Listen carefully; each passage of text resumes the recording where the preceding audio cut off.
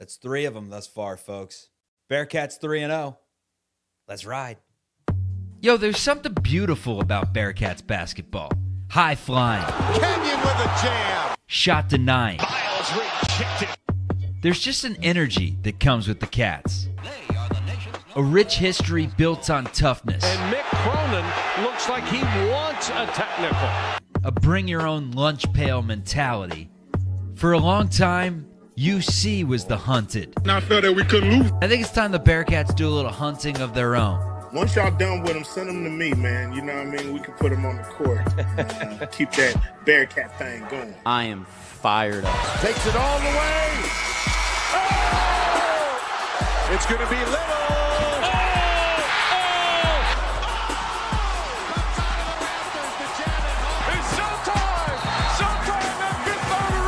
I wonder how Steve Logan would be over in Afghanistan or somewhere. I bet he'd be pretty poised. He just does not get rattled. Van Exel, he'll cut it loose. Watch out. Stevenson cuts it about. Oh! Kilpatrick outruns everybody. Johnson, the exclamation point. We've been dealt the king of heartbreak over and over again. Rozier. Smith and...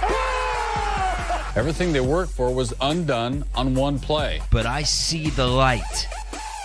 The Cats are back. Lukosius. Open 3. Got it! Oh, baby! Welcome to the only live Bearcats postgame show on YouTube. This is Chatterbox Bearcats.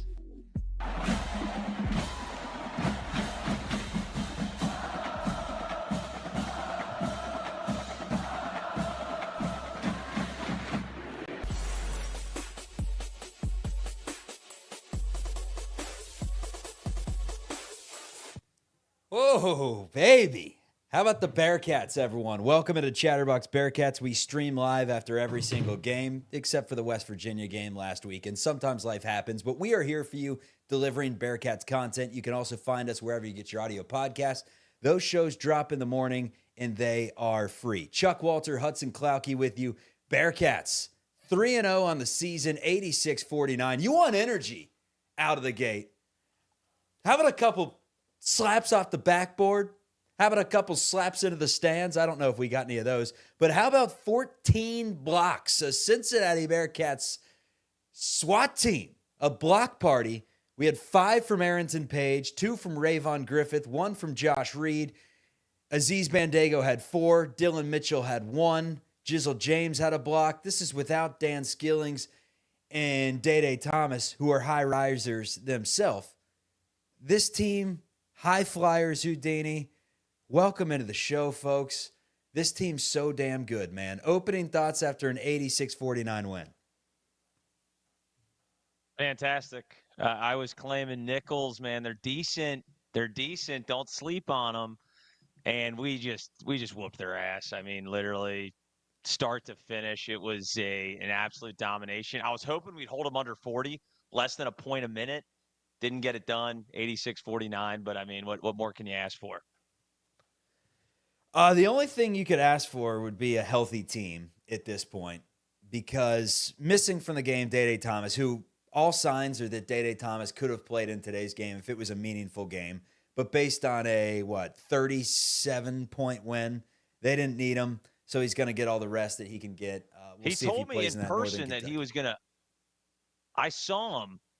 I went to the West Virginia game. I saw him there. He told me man-to-man he was playing Friday night. So, Day, quit lying to me. Quit lying to me, okay? Because I was like, he's got to be playing. No, he did not suit up. So, hopefully we get him back soon.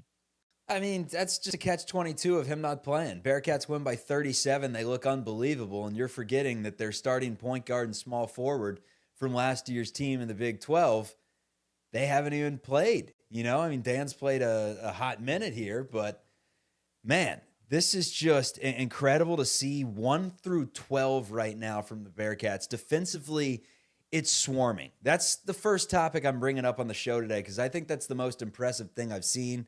I mean, spreading the wealth on offense is really nice. I do think it's going to come down to about 4 or 5 players that we'll discuss in a minute that are just a tier above everyone else. but it's the defense, man. It's the closeouts. It's the flying after rebounds. It's Cincinnati grabbing 46 compared to Nicholls 32. It's blocking 14 shots. It's stealing the ball 6 times. It's just defensive tenacity from just about everyone. I mean, Tyler Betsy leaves a little to be desired. His on-ball defense pretty good, situationally and position some positions right now. He's struggling to get to the IQ, maybe not 100% there. But, man, Hickman can defend. Aziz has just been awesome. Page has been pretty good defensively. I mean, you go up and down the lineup. Mitchell's been incredible. Jizzle James' on-ball defense is just sensational.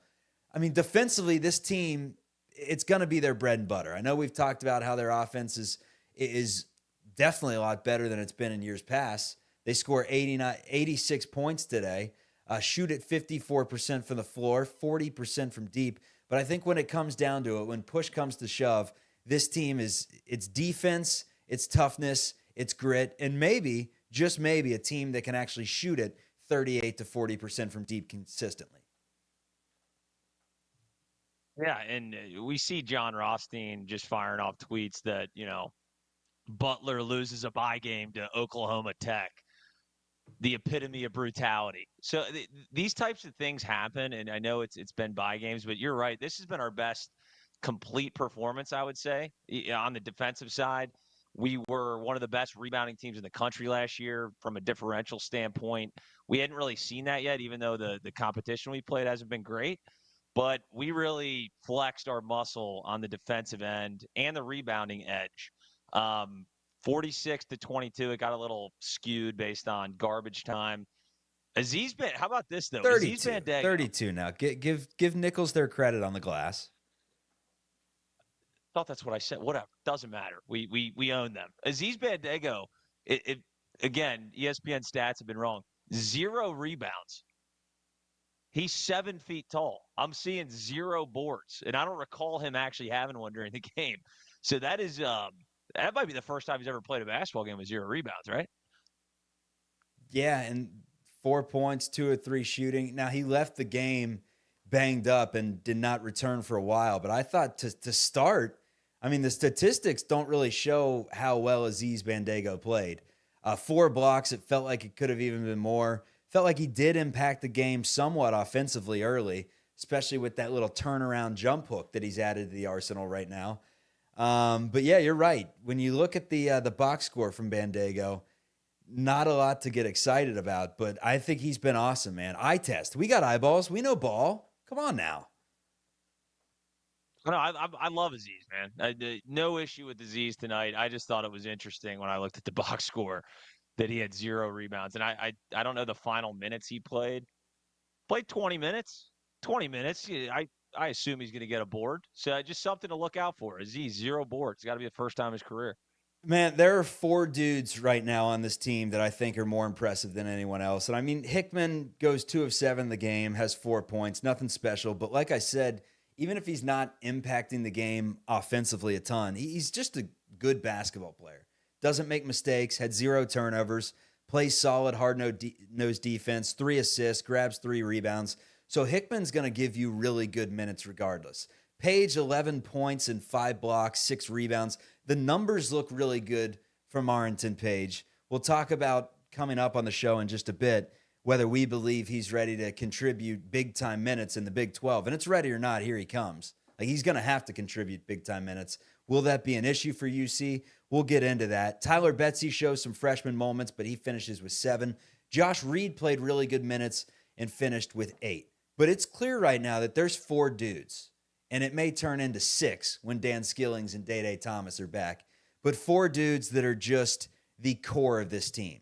It's Aziz Bandaogo defensively and just what he brings to the table with his size alone. He affects the game tremendously. It's Dillon Mitchell, 12 points, 9 rebounds today, 3 of them offensive, had a block. Dillon Mitchell is just lengthy. He can get to anything. He has that Gary Clark, Justin Jackson in his bag where he can trail the play, catch up to it, and swat it off the backboard, which is what we love as Bearcats fans. Leaves a lot to be desired shooting. Was 0 of 2 from the line with 2 of the worst misses you'll see missed his lone three-point opportunity and has yet to hit a three in collegiate basketball. But he's 6 of 8 from the floor, 12 points, 9 rebounds. He's active. He goes and grabs the ball, plays amazing on-ball defense like all these guys. And then Simas Lukos, 5 of 7 from 3. He has 6 rebounds, 6 assists, 19 points.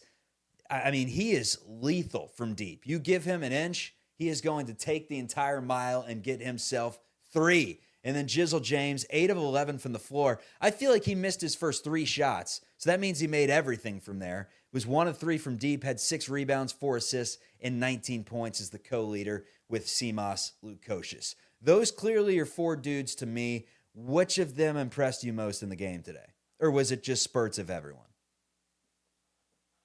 I mean, every one of those guys impressed me. I mean, Simas and Dylan Mitchell definitely stand out.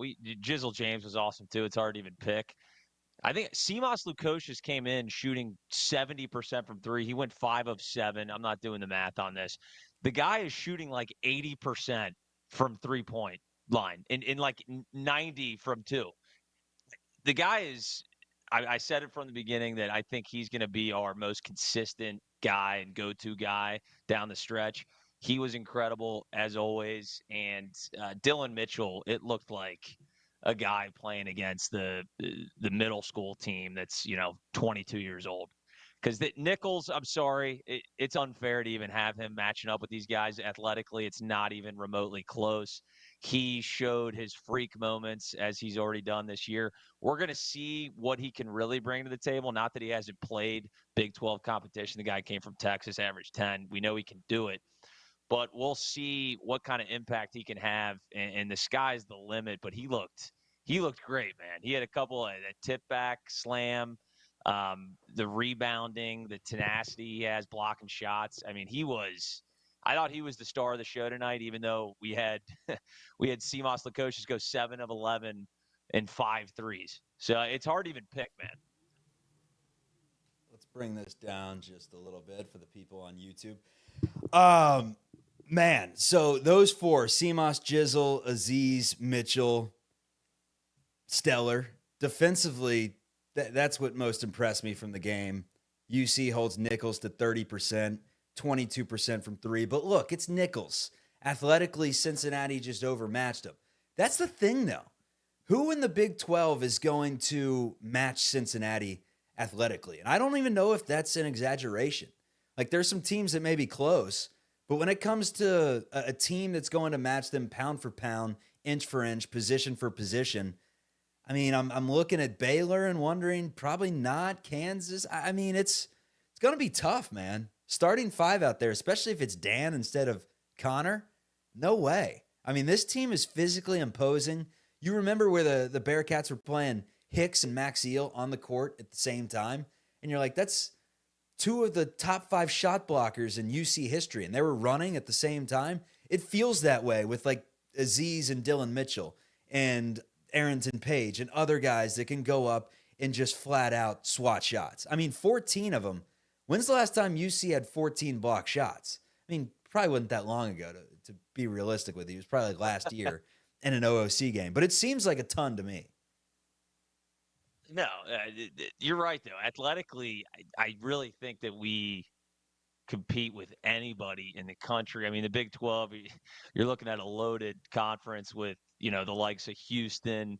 Baylor's got athletes. They're small, though. They don't have the size that we have. We have a little bit of everything with the size, athleticism, the three-point shooting finally. And Kansas is loaded. I can't wait. I'm hoping Kansas turns into a fraud. I feel like every year that they're ranked number 1 in the country, they end up just in disaster. But they have a loaded roster. There's going to be, Arizona is loaded as well. There's going to be teams where we can't just flat out athletic them. But I think we got the skill guys to win a lot of ball games, man. I'm really hoping that we can get in that, 2018 Cats range where we're sitting there in the top 10 at some point, because I really believe in this team. Here's the thing about that team, though. And they had a great non-conference until they went into Florida and Xavier, 2 games that they lost. They got crushed by Xavier, and Florida controlled a lot of that game, even though it was close late. I think this team is going to go pretty much unscathed through the non-conference. And I mean, it'll be a different story when we hit that 2-game back-to-back with Xavier and Dayton. That's where the serious questions get brought up. All right, what is this team's weakness? Because as of right now, we did the same thing after 3 games last year. We said the same exact thing, Houdini. First game, Bandago came back and looked like freaking Blake Griffin against, who was it, Georgia Tech. We thought the Bearcats were cutting down the nets. I dead serious went to sleep one night thinking that the Bearcats were cutting down the nets, and they won 7 games in the Big 12 and lost 11. So life comes at you quickly. We've seen this story before. I'm pretty sure a team with Jeremiah Davis put up 100 points in a game, and actually that team made the Sweet 16. So case in point, man, Bearcats are rolling through this thing right now. Villanova, I don't think should be that difficult of a matchup. So really, until you get to Xavier, it seems like tune-up games. And the next game coming up against Northern Kentucky, that's one that 3 years ago was not a tune-up game. The Bearcats lost it, but this is a completely different team. This team is going to overmatch 95% of college basketball. I think they're going to win a ton of games alone off just having bigger, stronger, faster, higher motor basketball players. Unless IQ gets in the way, and we haven't seen that yet because they haven't really had opportunities to showcase that they don't play smart basketball. Unless that gets in the way, there's no reason to think that Cincinnati isn't going to dominate almost all these games in the non-conference, which is nice because last year there were a few. Howard, I think it was Illinois-Chicago was within 11 with, 10 minutes to go in the game. And these are drubbins, man. Drubbins. Cover's the only thing in question. Well, the turnovers is really going to be what it comes down to, and I'm not for a second. I don't care if Xavier's rolling out the Baden JV high school team. We always have an opportunity to lose them. They're a solid squad this year, but turnovers is going to be the big thing. Jizzle had some really bad ones, and again, we don't have our. You said starter. I think Day-Day's going to be coming off the bench for Jizzle James when it's all said and done, but would love to have him, but. Last year, our kryptonite was turning the ball over. And, we had 12 turnovers the night against Nicholls, right? And that could get a little bit too high when we start playing, elite defenses, which we will see plenty of. That's going to be what it comes down to. Can we control the basketball? Can we actually, not be throwing it around like crazy on full court presses, things like that? But you're right.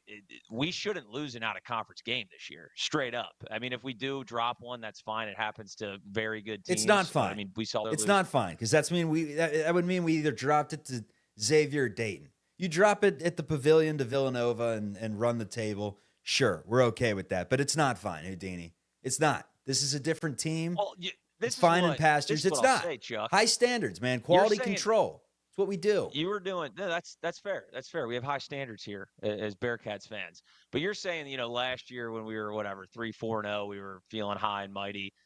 This is a complete that was more of a surprise. We didn't know what we had. We had so many transfers. This year we know what we have. We returned a lot of our star players. We lost Newman, gained Dylan Mitchell, gained Tyler Betsy, gained Connor Hickman, and brought back the rest of our firepower. So we are expecting truly a great basketball team this year. Last year, it was like, hey, it's almost like the football season. It's like, wait a minute, we're 3-1 in the Big 12? I didn't anticipate this. We were picked to finish 13th. So we expect to win, and so far, so good. Again, these are all tune-up games, bye games. But we got to keep the gas, the pedal down on all of the NKU. I don't care. We better – am I the only one? I'm a little terrified to go on the road. After that Howard game last year, talent-wise, we were probably 100 times better. I'm terrified to go into the concrete jungle of NKU. We should win the game by 40 points, straight up. 2 things scare me. It's NKU and then it's that Dayton. I think Xavier this year, we're going to come out at home, guns ablazing, and win that game. But Dayton's bringing caravans in. They're bringing hot air balloons full of fans down 75 to this basketball game. And last year, I'm pretty sure they outdrew UC fans unofficially. But it seemed that way. That one scares me a little bit just for that reason alone, that it's kind of a sleepy game. It's not a Sunday this year, which is nice, but I hate that. And then NKU, they're just not good.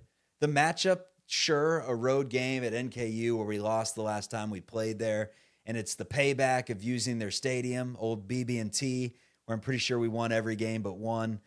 But the team that they boast now, losing Marquez Warwick, like this is not the NKU of yesterday. This is a rebuilding year, a team that's probably not going to be good in their own conference. They just lost to Nicholls. If this game's within 15 points, something went very wrong. So the non-conference, for the most part, it comes down to Dayton for me. And then Xavier's always going to terrify me. It just does. But Cincinnati's got some depth. I think they have the clear tier that we just talked about. And then from there, it's Paige, it's Betsy, it's Rayvon Griffith. We'll see how much CJ Frederick does. He has a scare in tonight's game where he goes down holding his knee, it looked like. And I'm just thinking, oh my God, if this is how his career ends, that's such a tough way to go out. He was saying something to Wes, and he must have said, like, that was close or something, because he looked pissed. But he was good to go by the end of the game, it looked like, although he did not go back in there. Again, no CJ Anthony, unless he came in the last 60 seconds. CJ, we get him?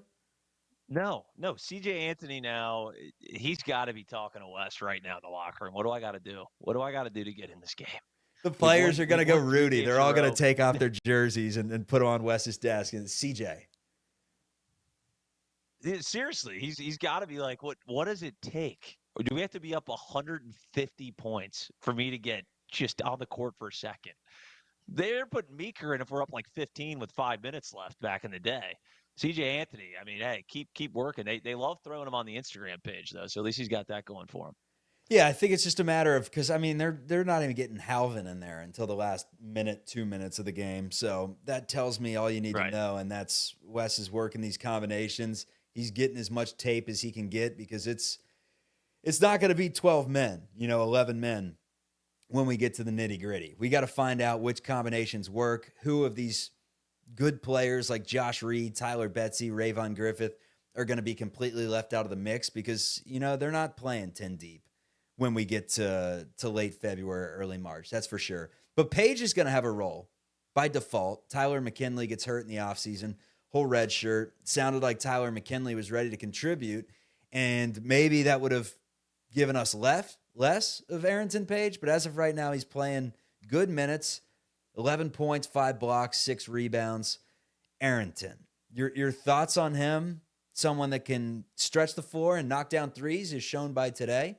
Shot a couple of them, hit one, hit 4 of his 6 free throws, is powerful down low, has an NBA-ready body, it looks like, for someone that size, but not a big vert by any means, and positionally, not great defensively. I thought there were some mistakes.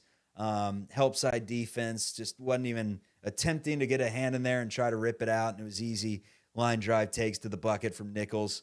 So defensively, I mean, he had 5 blocks, so who am I to say that he didn't have a good defensive game?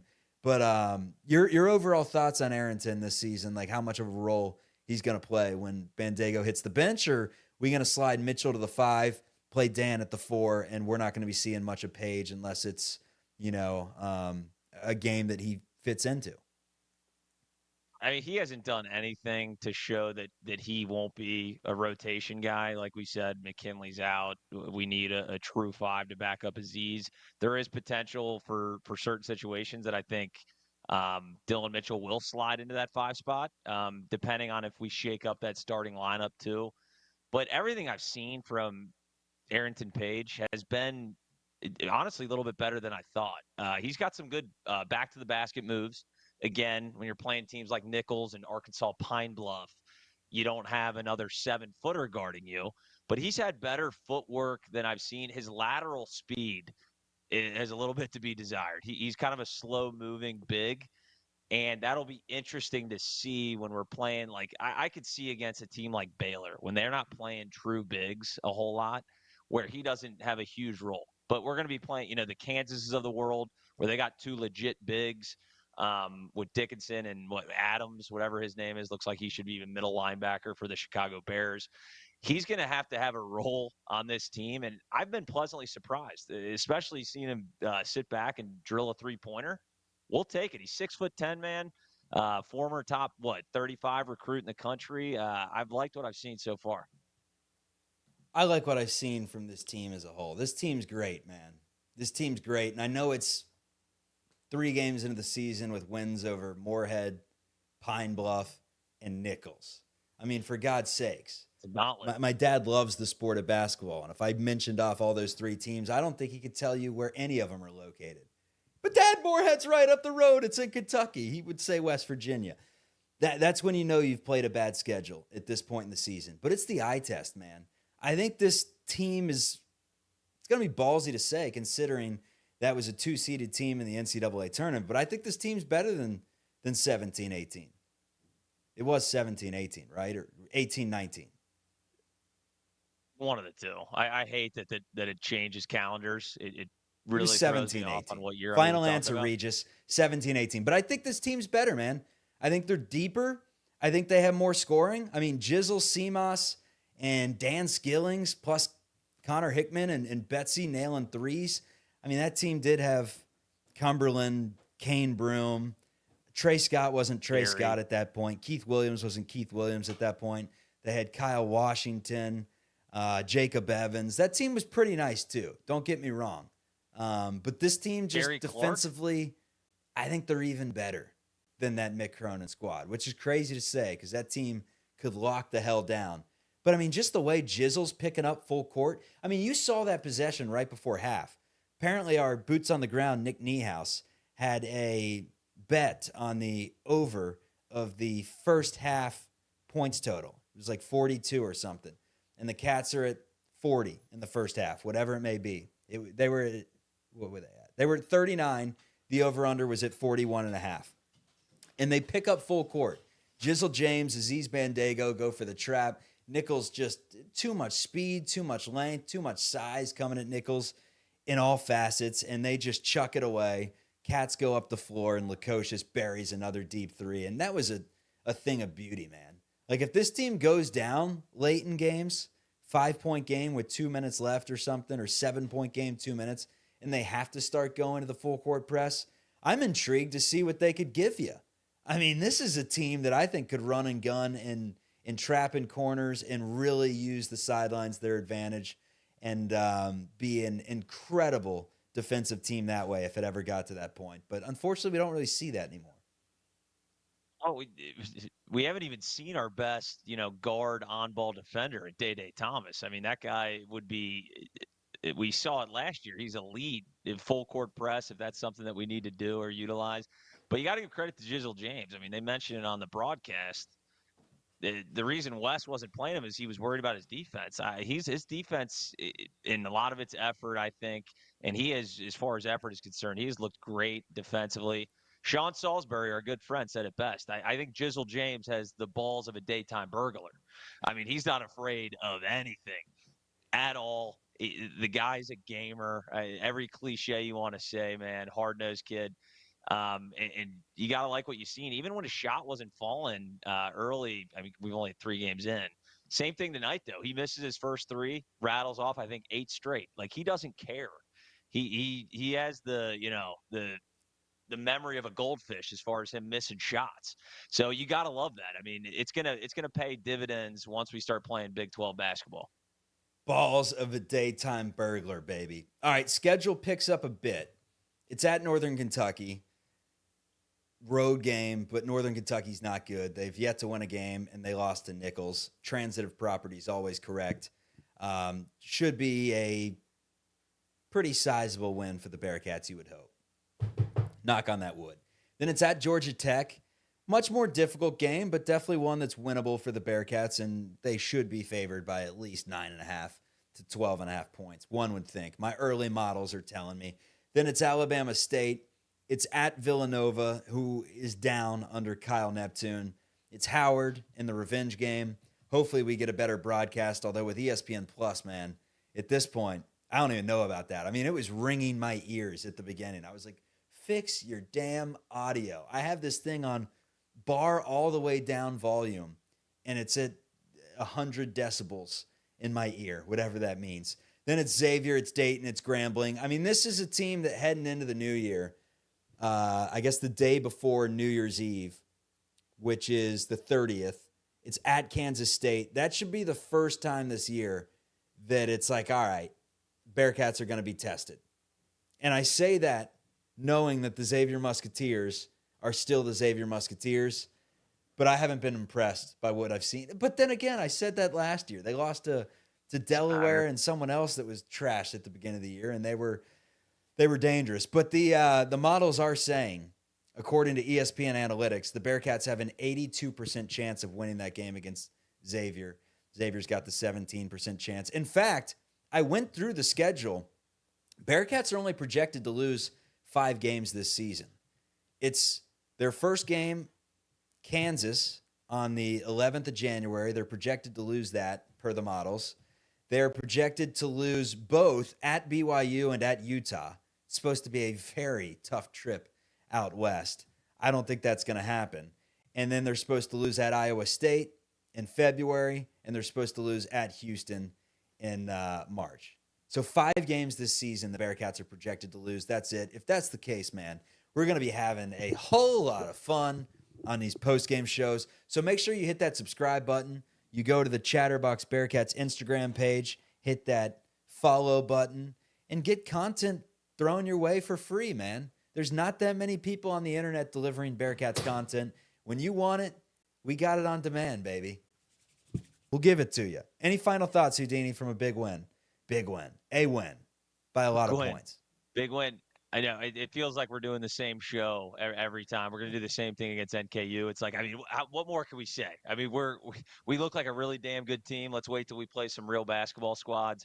But everything we've seen, lesser teams would actually let some of these teams hang around for at least a little bit. We're not doing it.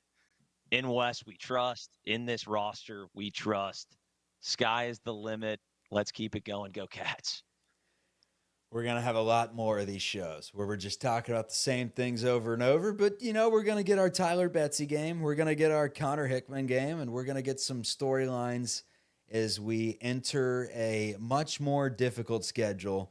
We just got to wait a little bit, man. Just enjoy the ass whoopings because we got a gauntlet. We got Murder's Row coming when the calendar flips to January, the hardest Bearcats schedule in school history. This is Chatterbox Bearcats. Again, give us that thumbs up if you watched all the way through. Give us that 5-star review on your audio podcast platform. And I will see you after the Iowa State football game tomorrow. However, the line for me doing a show is 20.5. If the Bearcats don't cover 20.5, then it'll just be audio only. But they're winning this game. Money line, baby. Good stuff, Houdini. Have a good Friday night, everyone. Chatterbox Bearcats.